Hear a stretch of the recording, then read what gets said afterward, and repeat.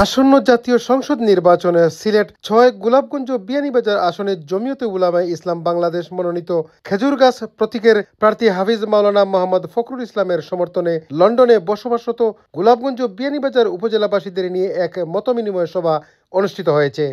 বিয়ানীবাজার গোলাপগঞ্জবাসী এখানে একত্রিত হয়েছি সংসদ সদস্য পদপ্রার্থী হাফিজ মাওলানা ফখরুল ইসলামের সমর্থনে। ফখরুল ইসলাম ইতিমধ্যে আমাদের এলাকার বিভিন্ন উন্নয়নে গুরুত্বপূর্ণ অবদান রেখেছেন। আমরা চাই উনি যোগ্য ব্যক্তি, ওনাকে দিলে বিয়ানীবাজার এবং গোলাপগঞ্জে আমাদের উন্নয়নের কাজ অনেক হেল্প করতে পারবেন। What work he's been doing in the locality, especially Golapgunj and Biyanibazar, serving the local community and meeting the needs of needy people.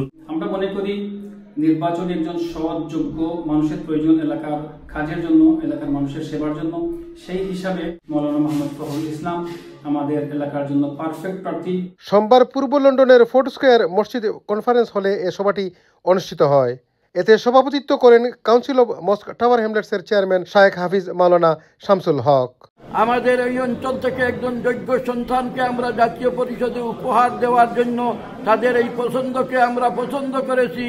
এ সভায় অন্যান্যের মধ্যে বক্তব্য রাখেন আঙ্গুরা মোহাম্মদপুর কমিউনিটি সংস্থার প্রধান উপদেষ্টা দুলাল উদ্দিন, রায়হান জমিয়ত ইউকে শাখার সাধারণ সম্পাদক মাওলানা মামনুন মহিউদ্দিন, জমিয়ত ইউরোপের যুগ্ম সম্পাদক মাওলানা হুসাইন আহমদ, আস শিহাব পরিষদ ইউকের সাধারণ সম্পাদক মাওলানা সালেহ আহমদ, সালেশ্বর ওয়েলফেয়ার ট্রাস্টের সাধারণ সম্পাদক ফয়সল আহমদ, জমিয়ত সহ সাংগঠনিক সম্পাদক মাওলানা হাফিজ নসির উদ্দিন আহমদ, মাওলানা সুহাইল আহমদ, মাওলানা মুফতি আজিম উদ্দিন, মাওলানা জসিম উদ্দিন, জামিল বদরুল, মাওলানা সাইফুর রহমান সহ আরো অনেকে।